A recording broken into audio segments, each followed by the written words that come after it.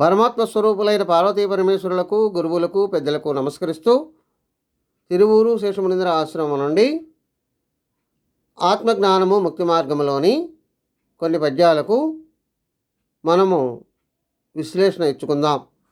అవి ఏమని చెప్తున్నాయి అంటే, ఎన్ని విద్యలు నేర్చి ఎంత చదివినా గాని ప్రతి క్షణము చావుతో పోట్లాటయా, చావులేని చదువు నేర్వంగజాలరు, ఇది ఏమి కర్మమో తెలియండయా అని తెలియచేస్తుంది. అంటే నేటి కాలంలో మనం ఎన్నో విద్యలు నేర్చుకుంటున్నాం, ఎన్నో చదువులు చదువుతున్నాం. కానీ ప్రకృతి మాయ వల్ల మనం తినేటటువంటి ఆహారములో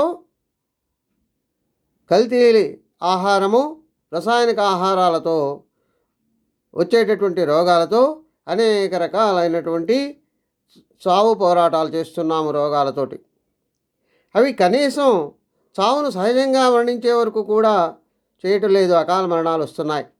ఆపగలిగే విద్యను మనం నేర్చుకోలేకపోతున్నాం. నేర్పేవారు కూడా కనుమరుగయ్యారు. నేర్చుకునే ఓపిక, సమయాలు కూడా లభించటం లేదు. ఇవి మన కర్మ ఫలితమే కానీ మరొకటి కాదని తెలియచేస్తుంది. పూర్వజన్మ సుకృతం వల్ల ఒక గురువును సంపాదించుకొని ప్రాణాయామం ద్వారా యోగాభ్యాసం ద్వారా ఎంతో కొంత అకాల మరణాలని తప్పించుకోవచ్చని తెలియచేస్తుంది.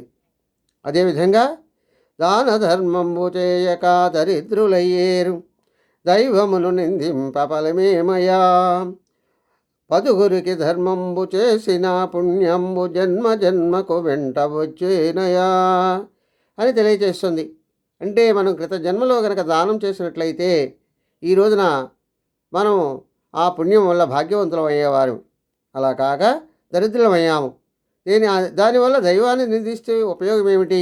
కనుక ఈ జన్మలో కనుక మనం దాన ధర్మాలు చేసి పుణ్య కార్యక్రమాలు కనుక చేసినట్లయితే ఆ పుణ్యమే జన్మ జన్మలకు వెంట వస్తుంది.